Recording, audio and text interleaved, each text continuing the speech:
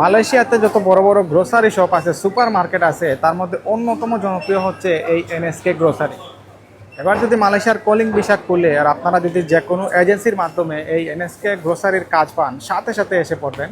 আলহামদুলিল্লাহ, অবশেষে কিন্তু মালয়েশিয়ার কলিং ভিসা খুলে দিয়েছে এবং সরকার অনুমোদিত 25টা রিক্রুটিং এজেন্সি কিন্তু এই কাজগুলো পাবে এবং তাদের মাধ্যমে অন্যান্য যে সাব এজেন্সি আছে তারা হয়তো বা কাজগুলো নিবে এবং রেট কিছুটাও বাড়বে। সো এই মালয়েশিয়ার কাজের পাল্লায় পড়ে যেমন আমরা অনেকেই বেশি খুশি হইতেছি এবং অনেকেই কিন্তু প্রতারিত হব। কিভাবে প্রতারিত হব? কারণ এখন পর্যন্ত কিন্তু কাজের ডিমান্ড দেয় নাই এবং নির্ধারণ করা হয় নাই কত টাকা হচ্ছে যে মানে কস্টিং রাখা হবে মালয়েশিয়ার ক্ষেত্রে। সো তা না জেনেই কিন্তু আমাদের মধ্যে অনেকেই আছে যারা হচ্ছে যে ফাইল জমা দিয়ে দিচ্ছি। কারণ আমি অনেক এজেন্সিকে দেখছি যারা হচ্ছে যে মালয়েশিয়ার মানে তারা মানে ক্লায়েন্ট খোঁজার জন্য অ্যাডস চালাইতেছে, ফেসবুকে বিভিন্ন জায়গাতে অ্যাডস চালাইতেছে যে তারা মালয়েশিয়াতে লোক নিচ্ছে। সো এই মুহূর্তে আপনি যদি এই অ্যাডসগুলো দেখে যদি ফাইল জমা করেন তাহলে কিন্তু আপনি বিপদে থাকবেন। কারণ আদৌ কি নিশ্চয়তা না যে যে সব এজেন্সিরা হচ্ছে যে অ্যাড চালাচ্ছে তারা কি কাজ পাবে কি পাবে না। সো এই ভুলটা কেউ কইরেন না এই মুহূর্তে। এবং হচ্ছে যে মেডিকেলের জন্য পাসপোর্ট জমা দিয়েন না বা হচ্ছে যে মালয়েশিয়ার ভিসার জন্য পাসপোর্ট জমা দিয়েন না যে পর্যন্ত না সরকার থেকে কোনো প্রকার কোনো ক্লিয়ারেন্স আসে। এর আগে কেউ কোনো পাসপোর্ট কারো কাছে জমা দিয়েন না। সো আমি আমার ব্যক্তিগত একটা অভিজ্ঞতা শেয়ার করি। আমি একটা এজেন্সির সাথে কথা বলি যে ভাই আমি মালয়েশিয়া যেতে চাই। তো আমি তো জানি যে মালয়েশিয়ার ভিসা মানে চালু হবে, কিন্তু এখন পর্যন্ত হচ্ছে যে ডিমান্ড দেয় নাই। তো ডিমান্ড দিলে হয়তো বা সামনের সপ্তাহ বা এরপরের সপ্তাহ থেকে মেডিকেলগুলো শুরু হয়ে যাবে, কিন্তু এখন পর্যন্ত তো চালু হয় নাই, কিন্তু চালু হবে এটা নিশ্চিত। এবং আপনারা জানেন যে মালয়েশিয়ার ভিসা যখনই চালু হয় না কেন তখনই কিন্তু এটা একটা সিন্ডিকেটের মতো কাজ করে বা এটা নিয়ে অনেক বড় একটা সিন্ডিকেট তৈরি হয় যে কে কার কাছ থেকে কীভাবে কত টাকা রাখবে। এবং যদি ছোট্ট একটা উদাহরণ দিই তাহলে আপনি দেখেন, আমি আমার মতো করে বলতেছি, বাংলাদেশ হচ্ছে এমন একটা জায়গা যে জায়গাতে আপনার কোনো একটা পণ্যের দাম যখন অনেক বেশি চাহিদা থাকে তখন এটার দাম বাড়ায় ফেলে। কিছুদিন আগে দেখছেন যে পেঁয়াজের দাম বেড়ে গেছে একদম আকাশচুর্নি এবং হচ্ছে যে মরিচের দাম বেড়ে গেছে। তেমনি করে মানুষের একটা মানে জায়গা যে মালয়েশিয়া তারা যাবে, কারণ মালয়েশিয়া যাওয়ার জন্য অনেক মানুষ অনেকভাবে চেষ্টা করতেছে। কেউ যেতেছে বর্ডার ক্রস করে ঢুকে যেতে, কেউ যেতেছে অবৈধভাবে ভাই ঢুকাই দেন, কেউ আবার যেতেছে যে ভাই কন্ট্রাক্টের মাধ্যমে ঢুকাই দেন। সো মালয়েশিয়া নিয়ে অনেক বড় একটা হাইপ আছে। তো এই হাইপটাকে কাজে লাগাবে কিছু অসাধু এজেন্সিরা, যারা হচ্ছে যে এখন থেকে প্রচারণা চালাচ্ছে যে তারা এখনই লোক নিয়ে নিচ্ছে। সো এই ভুলটা কেউ করবেন না।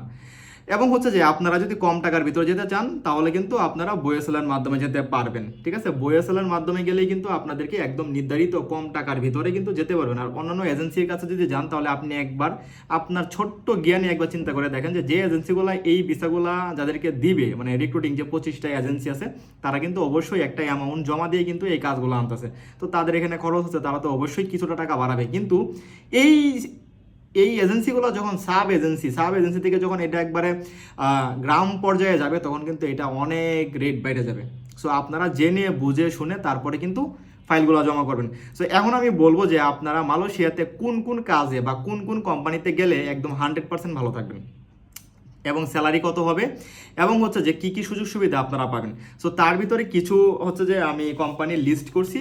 তার ভিতরে এক নম্বরে আছে হচ্ছে এনএসকে ট্রেডার সিটি, যেটা হচ্ছে এনএসকে গ্রোসারি শপ হিসাবে কিন্তু চিনে। সো এই কোম্পানিতে যদি আপনার কোনো কাজ হয়ে থাকে বা যদি এই কোম্পানিতে যদি আপনি যেতে পারেন বা এই যে সুপার মার্কেটগুলো আছে এইগুলোর কাজে যদি আপনি যেতে পারেন তাহলে 100% গিয়ে ভালো থাকবেন, একদম নিশ্চিত। তো এইগুলোতে স্যালারি হয় কেমন? শুধুমাত্র এই একটা কোম্পানি এমন না, তারপরে হচ্ছে মাইডিনা নামে একটা কোম্পানি আছে এবং হচ্ছে যে 99 মার্কেট সুপার মার্কেট, এগুলো সবগুলো হচ্ছে গ্রোসারি শপ বা হচ্ছে সুপার মার্কেট। ঠিক আছে, এই সুপার মার্কেটগুলোতে যদি কখনো যদি আপনাদের ভিসা হয় বা এজেন্সিরা যদি এই নামে যদি ভিসাগুলো করতে পারে তাহলে ভাই 100% গিয়ে একদম শান্তিতে থাকবেন। এই সবগুলোতে যেতে আপনার কোনো প্রকার কাজ শেখার দরকার নেই। আজকে যদি আপনি চান কালকে থেকে আপনি জয়েন করতে পারবেন।